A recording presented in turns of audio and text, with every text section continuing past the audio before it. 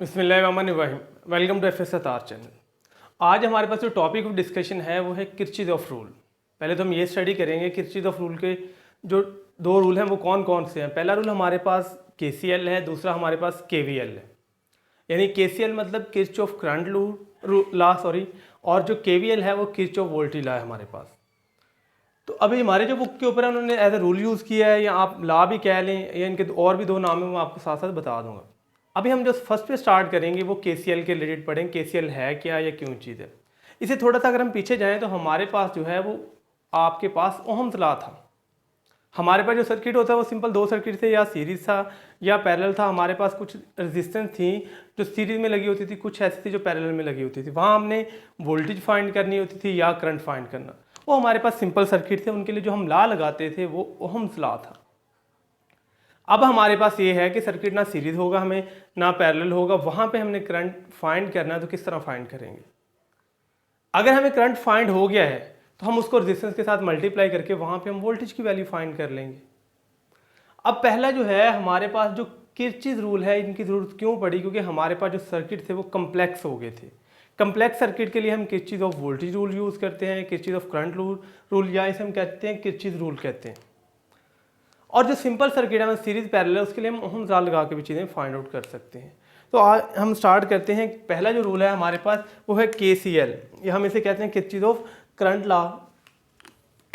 तो ये हमारे पास जो पहले समझ लें कि आपके पास सिंपल सर्किट्स हैं, उनके लिए हम जो यूज टूल करते हैं वो ओहम्स लॉ है। सिंपल सर्किट में यानी कि सीरीज होगा या पैरेलल होगा। सिंपल सर्किट्स के लिए पूछा जाए यानी कि सीरीज सर्किट है या पैरेलल सर्किट है, तो हम कहेंगे कौन सा लॉ यूज करेंगे हम? Ohm's law. अगर हमारे पास सर्किट हो गया है कम्प्लेक्स, मतलब ना वो सीरीज में आ रहा है ना वो पैरेलल में आ रहा है, तो हमारे पास कम्प्लेक्स सर्किट्स के लिए हम क्या यूज करेंगे? किरचीज़ रूल यूज करेंगे। कम्प्लेक्स सर्किट्स, इसके लिए हम जो यूज करेंगे वो किरचीज़ रूल यूज करेंगे। सॉरी, यानी कि इसमें लगे ना तो चीज़ आपके पास सीरीज में आ रही है ना किस में आ रही है पैरेलल में, तो आपने इन दोनों चीज़ों के लिए जो लॉ लगाना है वो कौन सा लगाएंगे? किरचीज़ लॉ हम यूज़ करेंगे। अभी हम जो स्टार्ट करने जा रहे हैं वो हम पहला लॉ पढ़ेंगे किरचीज़ ऑफ करंट लॉ, जिसे हम केसीएल भी कहते हैं, या हमारे पास जो बुक के ऊपर लिखा है वो किरचीज़ ऑफ फर्स्ट रूल लिखा है, आप वैसे भी लिखते हैं किरचीज़ of first rule.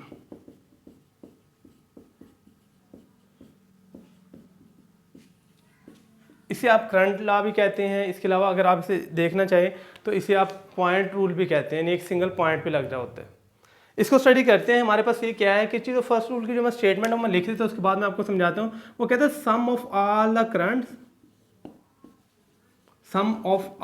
The currents meeting at a single point is zero. Meeting at a single point is zero is zero.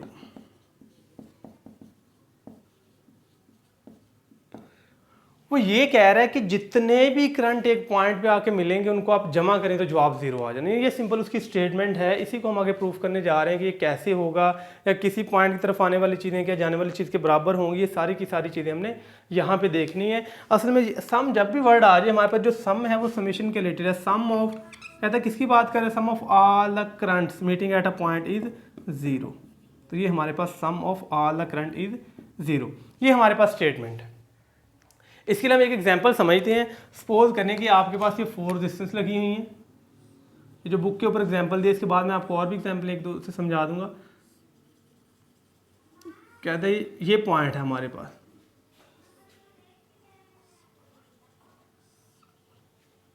ठीक है। ये रेजिस्टेंस है R1 है, ये वाली जो रेजिस्टेंस है वो R2 है हमारे पास, ये जो रेजिस्टेंस है वो है R3 है, ये हमारे पास R4 है। तो आप अपनी मर्जी से नाम भी चेंज कर सकते हैं, ऐसे चाहिए नहीं कि आपने यही वाले नाम लिखने।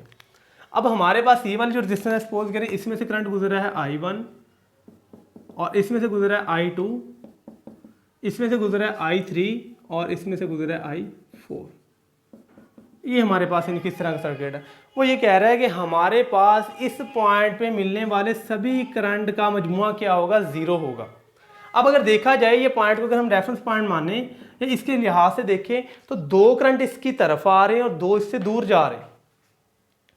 I1 I2 इसकी तरफ आ रहा है, I3 और I4 इससे दूर जा रहा है। तो जो current flowing toward a point होता है उसे हम हमेशा पॉजिटिव लेंगे, फ्लोइंग अवे हम क्या ले लेंगे, नेगेटिव। ये कन्वेंशन है। या दूसरी तरह हम कन्वेंशन क्या ले सकते हैं, current flowing toward a point is taken as negative and flowing away is taken as positive. तो ये कन्वेंशन होती है, ये ज़रूरी नहीं कि आपको जो बता देगा वही। मसलन मैं सिर्फ कन्वेंशन के बता दूं कि अपवर्ड चीज़ पॉजिटिव है, ये वाली, ये आप अगर देखेंगे तो ये अपवर्ड और ये राइटवर्ड पॉजिटिव होती है, ये लेफ्टवर्ड और डाउनवर्ड क्या होती है नेगेटिव। तो ये बच्चों एज ए कन्वेंशन होती है, ज़रूरी नहीं कि आपने यही चीज़ें लेनी।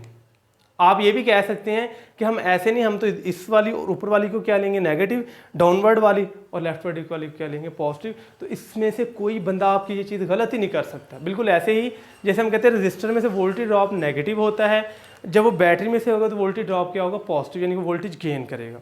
अब बहुत सारी बुक्स हैं, वो सिद्दीकू, अलेक्जेंडर सिद्दीकू की बुक है, वहाँ पे वो जो बैटरी के अंदर से पोटेंशियल है उसको नेगेटिव लेता है, रजिस्टर वाले को पॉजिटिव लेते हैं। अब आप कहेंगे नहीं वो तो गलत है। बच्चों ये कन्वेंशन होती है, इसका ज़रूरी नहीं कि आपने ऐसा यही वाली यूज़ करनी है, ठीक है कि नहीं। तो आप अगर बुक के लिहाज से देखें तो current flowing toward a point is taken as positive and flowing away is taken as negative. तो ये बुक वाली कन्वेंशन मैं आपको बता रहा हूँ, अदरवाइज आप इसके डिफरेंट भी ले लेंगे तो आपका क्वेश्चन कोई गलत नहीं कर सकता। हमारे पास जो I1 है वो इसकी तरफ फ्लो कर रहा है, I2 भी इसकी तरफ फ्लो कर रहा है, I3 और I4 इससे दूर जा रहे हैं। हमें पता है इन सब का समेशन किसके बराबर आना है, 0 के बराबर आना है। अब जो देखें I1 इसकी तरफ जा रहा है, तो मैंने बताया फ्लोइंग टुवर्ड अ पॉइंट क्या होता है, टेकन एज पॉजिटिव। तो यानी कि फ्लोइंग टुवर्ड अ पॉइंट, और इसमें है flowing away from a point.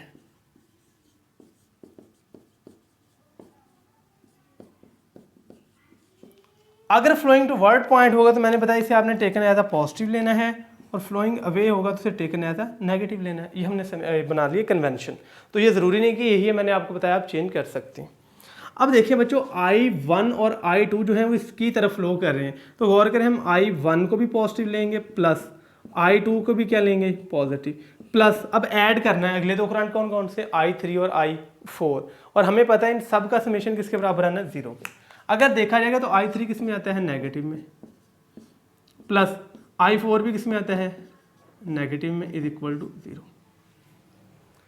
तो ये I3 और I4 नेगेटिव क्यों है, क्योंकि इस पॉइंट से दूर जा रहे थे। अब देखा जाए बच्चों तो I1 plus I2 minus I3 minus I4 is equal to 0। I3 और I4 उधर जाके ऐड हो जाएंगे, तो I1 plus I2 is equal to I3 plus I4। ये हमारे पास summation of I1 plus I2 is equal to summation of sum of I3 and I4 आ गए। अब इस चीज़ को समझना असल में ये क्या चीज़ है, ये हमारे पास असल में उसकी स्टेटमेंट आ जाती है, ये हम सेकंड स्टेटमेंट ड्रा कर सकते। अब बच्चों देखिए अगर मैं आपको सिंपल समझाऊं कि यहाँ पे जो करंट है वो 2 एम्पेयर आ रहा है, यहाँ पे आ रहा है 3 एम्पेयर, और इधर को जा रहा है वो 4 एम्पेयर का करंट, तो आपका आंसर क्या होगा, इधर कितना करंट जाना चाहिए। आप देखेंगे अच्छा इस पॉइंट की तरफ 2 करंट आ रहे हैं, कौन कौन सा आ रहे हैं, 2 और 3, दोनों को ऐड किए तो 5, तो आप कहते हैं इधर 4 जा रहा है, तो बाकी कितना जाएगा इधर, तो आप कहेंगे इधर असल में कितने का गुजरेगा, 1 एम्पेयर का करंट। अब देखें आने वाले करंट का सम इज इक्वल टू जाने वाले करंट का सम। इसको एक और एग्जांपल समझ लेते हैं। मैं कहता हूँ इधर से 10 किलो पानी आता है, इधर से 20 किलो आता है, तो इस पॉइंट पे टोटल 30 किलो पानी होगा। अगर 10 अब 15 किलो इधर को चला जाएगा तो 15 ही इधर को जाएगा। क्यों, क्योंकि हमें पता है कि जितना पानी आ रहा है उतना इससे दूर भी जाना है, तो कितना इधर 15 इधर जा रहा है तो बाकी 15 इधर को निकल जाएगा। अगर फर्ज करें 18 इधर को है तो 12 इधर को निकल जाएगा, 17 इधर को है तो 13 इधर को निकल जाएगा। यानी कि सम ऑफ जो है वो flowing toward is equal to sum of flowing away के बराबर होते हैं। अब I1 प्लस I2 ये क्या आ रहा है, सम ऑफ करंट, कौन से करंट है, flowing toward a point is equal to sum of flowing away. हमें पता है आने वाली चीज का सम इज इक्वल टू जाने वाली चीज का सम। तो गौर करें I1 plus I2 is equal to I3 plus I4। तो ये है sum of current flowing toward a point, sum of currents, sum of current, ये भी है सम ऑफ करंट, लेकिन ये कौन सा है, sum of current flowing toward the point is equal to sum of current flowing away from a point।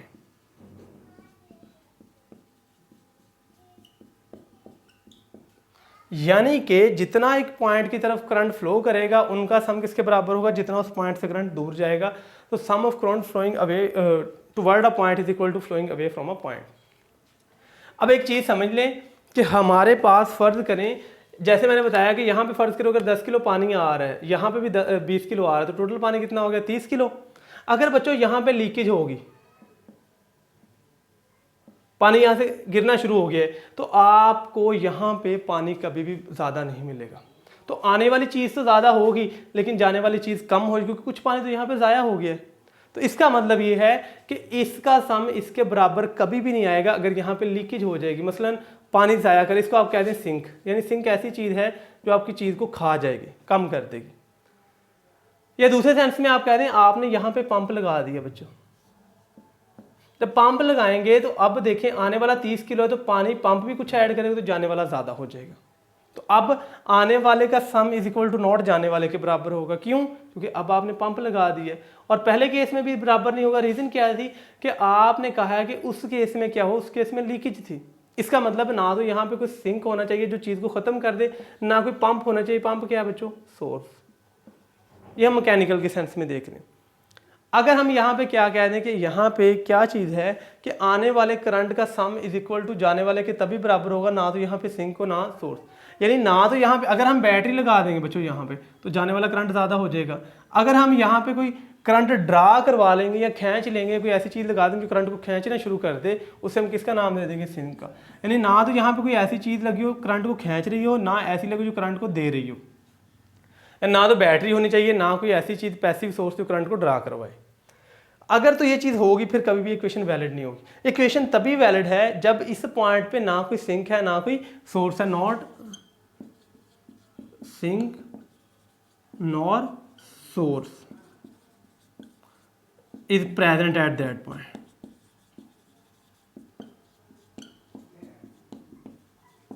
ये चीज़ आपने याद है कि ना तो यहाँ पे कोई सिंक होना चाहिए, ना क्या होना चाहिए? सोर्स होना चाहिए। तो तभी ये लॉ वैलिड है कि आने वाले का सम इज इक्वल टू जाने वाले का सम बराबर होगा। अब देखें summation I is equal to 0। अब देखिए अगर मैं कह दूँ फर्ज करें यहाँ पे 2 कूलम चार्ज है, यहाँ पे 3 कूलम है, यहाँ से 3 कूलम निकल गया तो यहाँ पे 2 कूलम जाएगा।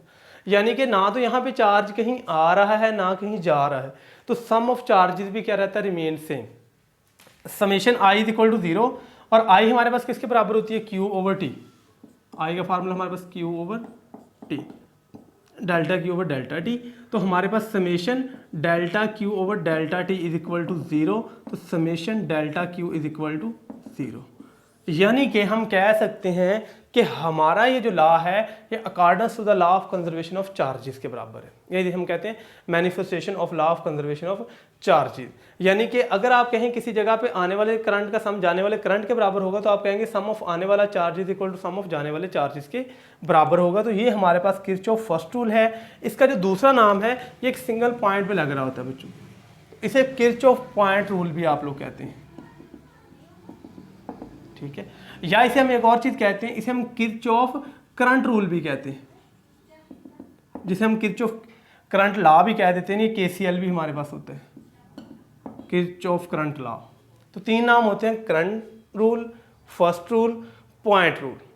तो ये हमारे पास चीज़ आ रही थी कि सम ऑफ चार्जेस भी रिमेन्स कांस्टेंट है और सम ऑफ करंट भी क्या है? Is equal to 0। Sum at a single point is 0। तो ये हमारे पास चीज़ होती है कि अगर यहाँ पे करंट रिमेन सेम रहेगा तो यहाँ पे चार्जेस भी करेंगे कंजर्व रहेंगे। तो बच्चों ये चीज़ आप लोगों ने याद रखनी है।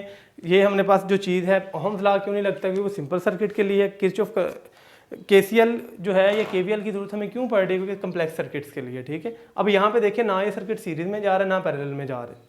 तो इस तरह के जब सर्किट्स आएंगे हम वहाँ पे केसीएल को यूज़ करेंगे, ठीक है बच्चों। ये हमारा भी टॉपिक था।